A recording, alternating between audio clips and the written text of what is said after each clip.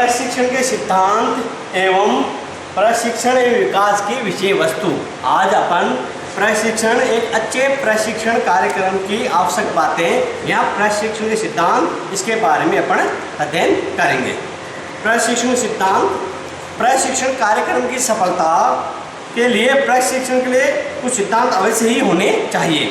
मनोवैज्ञानिकों ने विभिन्न सिद्धांतों का प्रतिपादन किया है। प्रोफेसर एडविन बी फिलिपो ने प्रशिक्षण के प्रमुख सिद्धांत बताए हैं। पहला, अभिप्रेरण।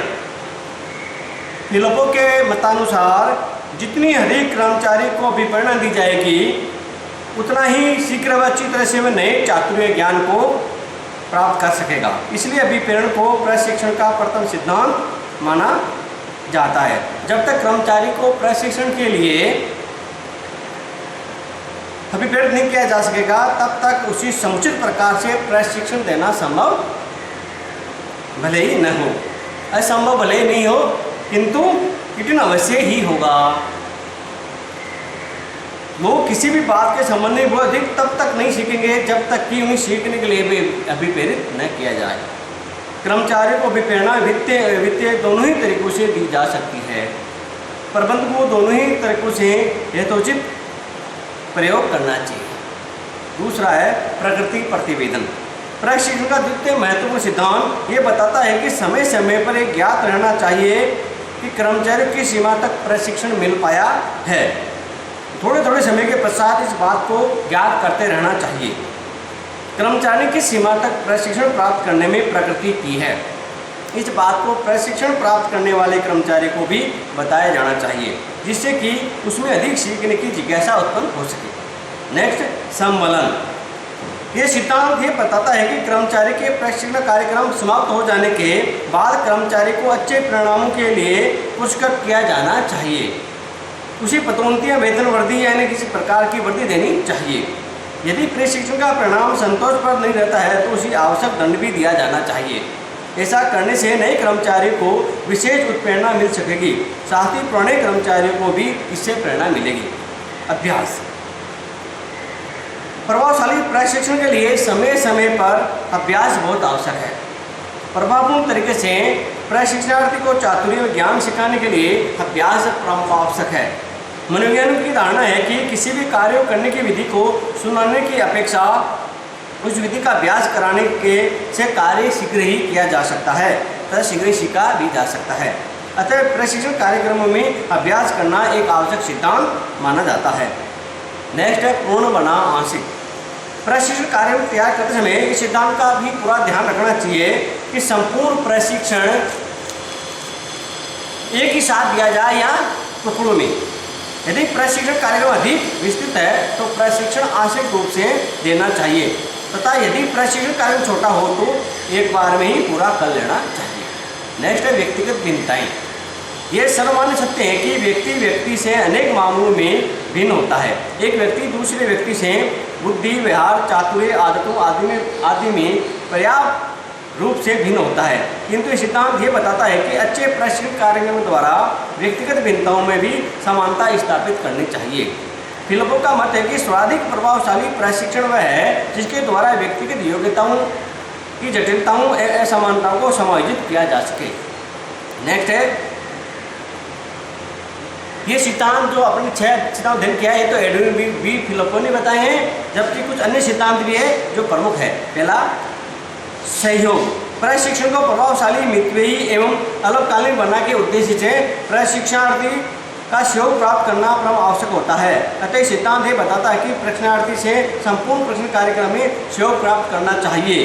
इस हेतु प्रशिक्षणार्थी को समय समय पर उत्प्रेरित करना चाहिए, उसकी प्रकृति की समस्याओं के बारे में पूछताछ करनी चाहिए तथा उसके समक्ष उसकी वास्तविक स्थिति को प्रकट कर देना चाहिए। नेक्स्ट, प्रशिक्षण के उद्देश्य। प्रशिक्षण का यह भी एक महत्वपूर्ण सिद्धांत है कि प्रशिक्षण के उद्देश्य का निर्धारण पहले से ही कर लेना चाहिए। उद्देश्य का निर्धारण कर लेने से प्रशिक्षण कार्यक्रम के मूल्यांकन में बहुत सुविधा मिलती है। यदि प्रशिक्षण कार्यक्रम में से पूर्व निश्चित उद्देश्य पूरे नहीं हो रहे होते हैं तो प्रशिक्षण कार्यक्रम में आवश्यकतानुसार परिवर्तन भी करना चाहिए। नेक्स्ट है प्रशिक्षणार्थियों की योग्यताएं, एबिलिटीज ऑफ ट्रेनिंग। प्रशिक्षण देने से पूर्व प्रशिक्षणार्थी की योग्यताओं को भी ध्यान में रखना चाहिए। कुछ व्यक्ति शीघ्र ही सभी बातों समझ लेते हैं, तो कुछ व्यक्ति देर से पाते हैं। अतएव प्रशिक्षण कार्यक्रम में इस सिद्धांत को सर्वाधिक महत्व देना चाहिए। सहभागिता प्रशिक्षण का ये सिद्धांत ये कहता है कि प्रशिक्षणार्थी को प्रशिक्षण में सक्रिय सहभागिता करनी चाहिए। वे निष्क्रिय रहकर उपयोगी प्रशिक्षण प्राप्त नहीं कर सकते हैं। अतः प्रशिक्षणार्थियों में प्रशिक्षक दोनों को ही प्रशिक्षणार्थियों की सक्रिय भागीदारी सुनिश्चित करनी चाहिए। नेक्स्ट, विचारों का स्वतंत्र प्रवाह। प्रशिक्षण की सफलता के लिए आवश्यक विचारों का स्वतंत्र प्रवाह बना रहना चाहिए। इससे प्रशिक्षण कार्यक्रम सदैव नवीनतम एवं उपयोगी बना रहता है। नेक्स्ट, सुव्यवस्थित वेल अरेंज्ड। प्रशिक्षण का ये सिद्धांत ये कहता है कि प्रशिक्षण कार्यक्रम सुव्यवस्थित होना चाहिए। इसमें प्रशिक्षणार्थी को ज्ञान एवं चातुर्य को इस क्रम में उपलब्ध किया जाना चाहिए ताकि वे उसे आसानी से ग्रहण कर सके। इस हेतु प्रशिक्षक को चाहिए कि प्रशिक्षण विषय वस्तु को बोझिल न होने दे। उन्हें प्रशिक्षण की साधारण बातों से प्रारंभ करना चाहिए तथा उन्हें क्रम से जटिलतम बातों की ओर आगे बढ़ना चाहिए। नेक्स्ट, पुनरावृत्ति।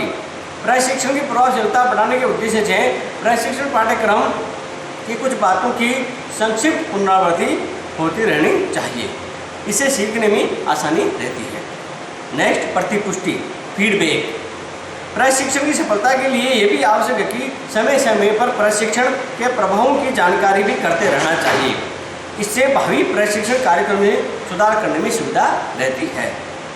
अब है प्रशिक्षण एवं विकास की विषय वस्तु, subject matter of training and development. विभिन्न विभागों तथा संस्थाओं में कार्य करने वाले कर्मचारियों के प्रशिक्षण एवं विकास का पाठ्यक्रम या विषय वस्तु भिन्न भिन्न होती है।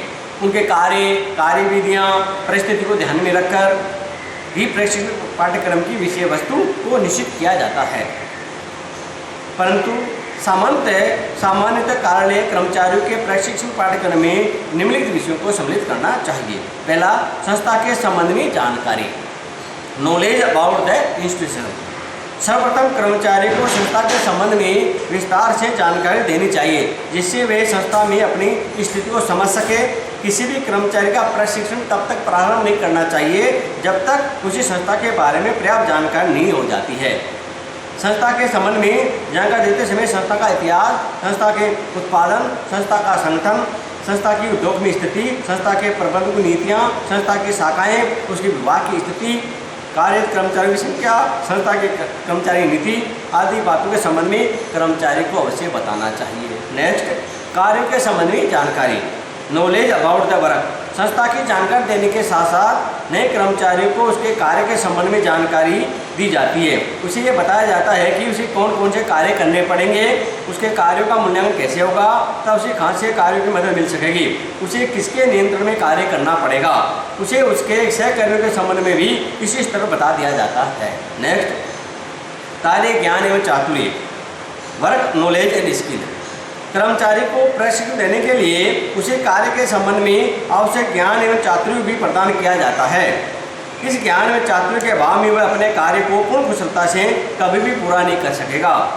कई संस्थाओं में तो कर्मचारी का कार्य के संबंध में ज्ञान एवं चातुर्य बढ़ाने के लिए निरंतर प्रयास किए जाते हैं। ऐसा करने से वे कार्य के उत्तरदायित्व को भली प्रकार निभा सकते हैं, वे कार्य के कार्यों को पूर्ण कुशलता के साथ पूरा कर सकते हैं।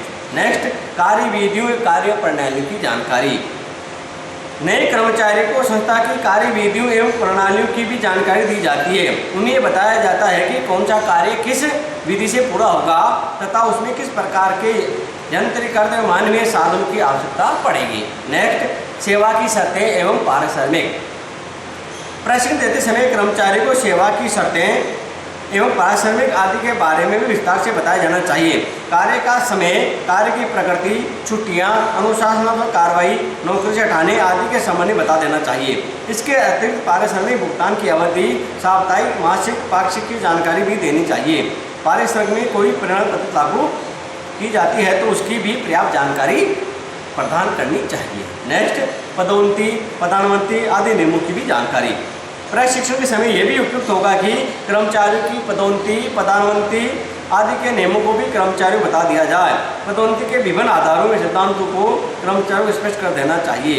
उन परिस्थितियों का भी संकेत दे देना चाहिए जिनके कारण किसी भी कर्मचारी को पदावंत किया जा सकता है। इसके अतिरिक्त कर्मचारियों के स्थानों के नियमों को भी स्पष्ट रूप से समझा देना चाहिए। नेक्स्ट, सामाजिक व्यवहार चातुर्य की जानकारी।